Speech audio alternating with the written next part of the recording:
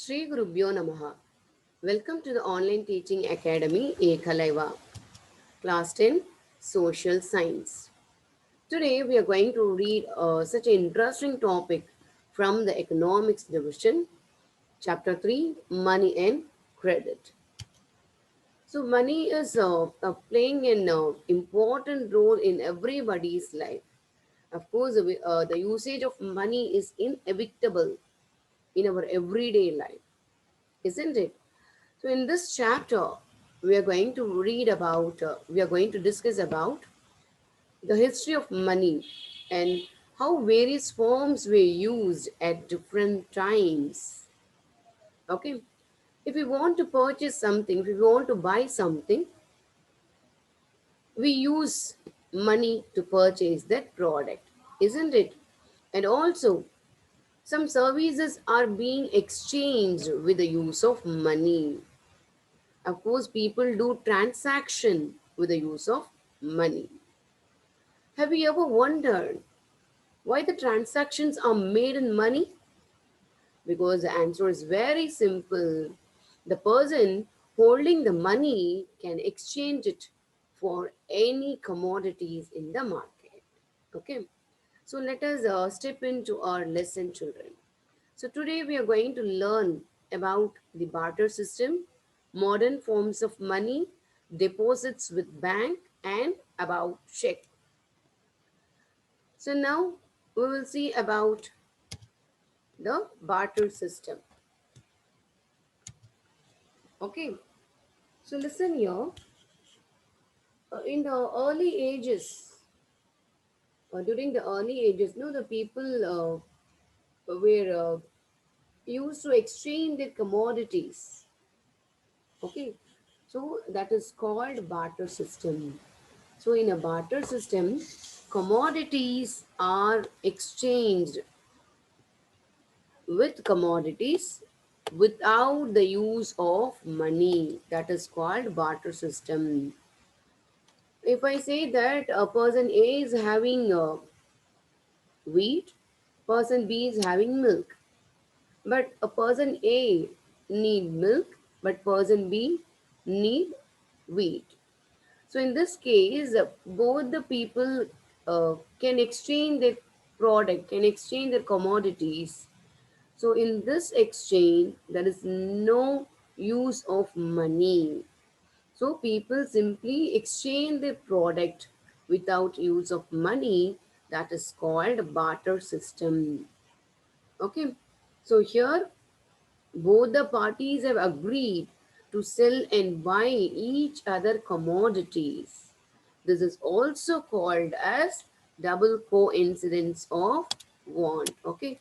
So what is this double coincidence of want?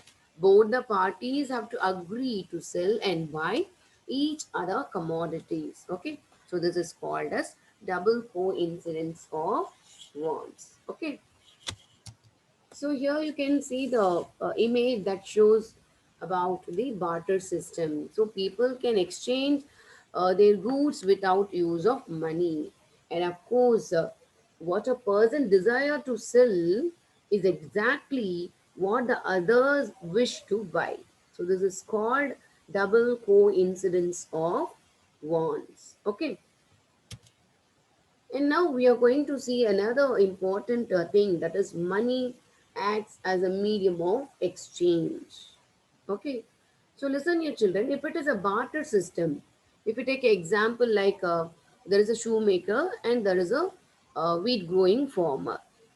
So if we take this situation into a barter system, the shoemaker have to search for the wheat growing farmer who will buy his shoes and at the same time sell him wheat. So this is what happens in the barter system. So barter system means people will exchange the product without use of money. So this is a case of barter system.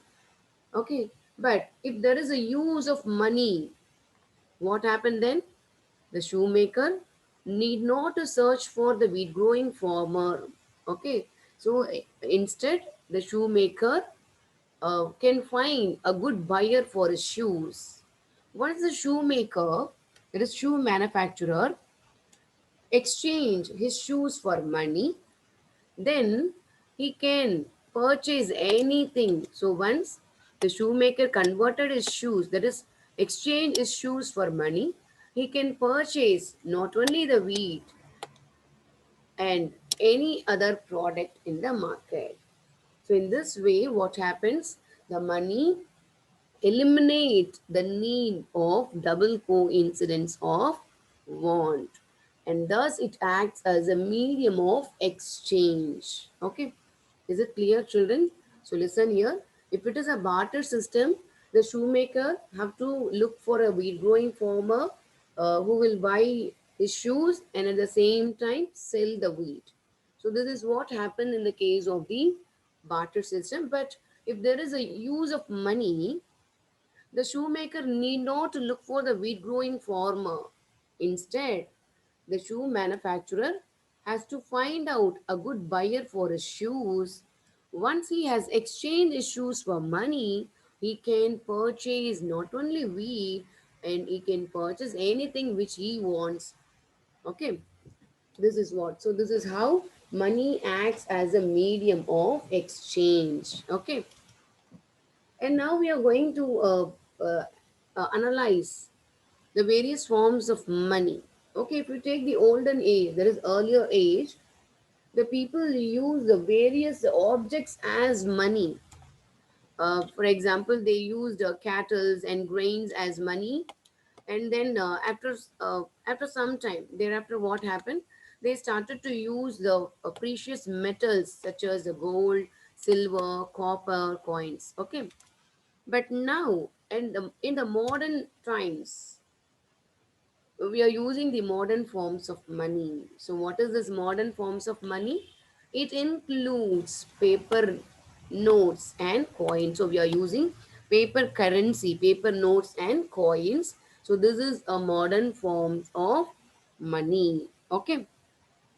So, though this modern forms of money not made up of uh, the precious metals like gold, silver, and copper, we are using it, isn't it? uh, why it has been accepted as a medium of exchange. Okay, so listen here, children. Though this paper currency or coins are not made up of the precious metals like gold, copper and silver coins, still we are using it. Then why it is accepted as a medium of exchange? So let us find out the answer for this now. Why is money accepted as medium of exchange? Because I have pointed out five reasons for that. The first thing is the money is authorized by the government of India. So it is authorized by the government of India. The Reserve Bank of India, that is RBI, the Reserve Bank of India issues the currency notes on behalf of the central government. That is why we are accepted, okay, the money. And as per the Indian law, no other individual or the organization is allowed to issue currency. If anybody did so, that is declared as illegal. Okay. So, as per the Indian law, no other individual is allowed to issue currency. And then the law legalizes the use of rupees as a medium of payment that cannot be refused in settling transactions. Okay, that is also there. So the law is also formalized that the use of rupees to settle down some payment, to settling some transaction, cannot be refused by anybody. Of course, no individual in India can legally refuse the payment made in rupees. For these reasons, the money is widely accepted as the medium of exchange. Okay, and now we are going with the topic of deposits with bank. Okay, so people also save their money in another form.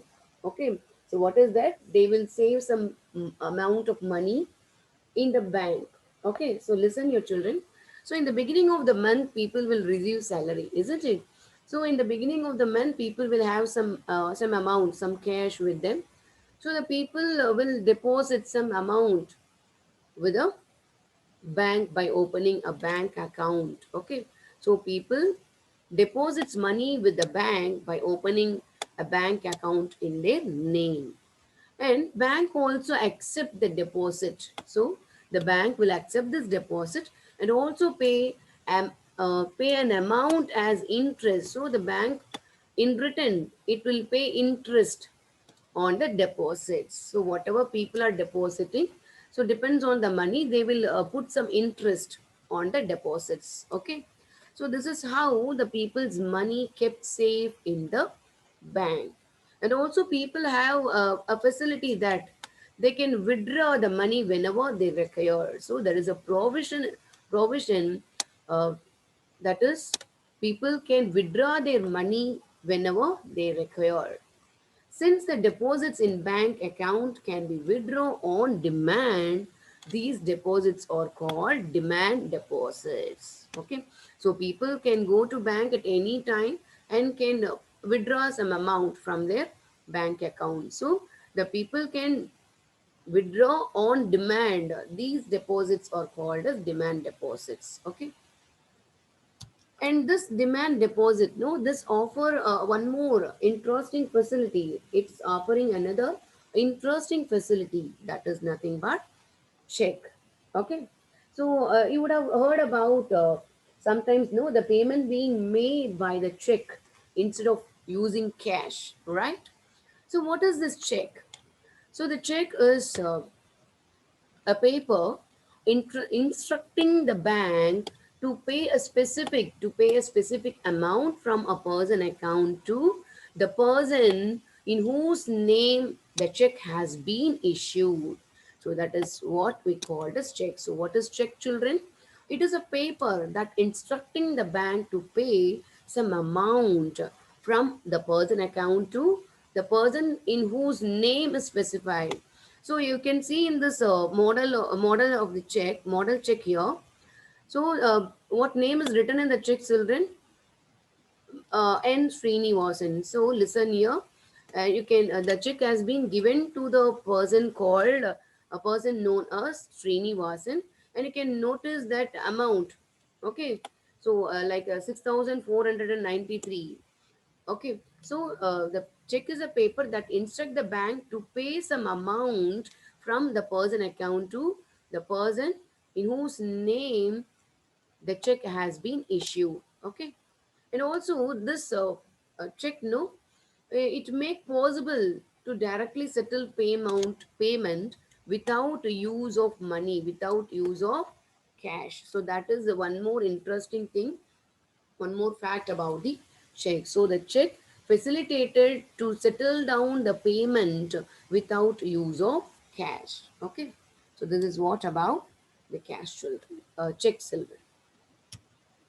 So today, so we came to the end of the session. So today in our class, we have learnt about the introduction of money and credit, and of course, you learnt about the barter system, that is also called as double coincidence of wants. And then we learnt about why is money accepted as a medium of exchange, and also we have learnt about the deposits with banks. So how do people save their money? So that also we learnt, and then we learnt about the one more a facility offered by the demand deposit, that is called check. Okay, so we will see the remaining part of this lesson in the next session, children. To receive our online lessons, press subscribe button and you will get the latest notification. Thank you.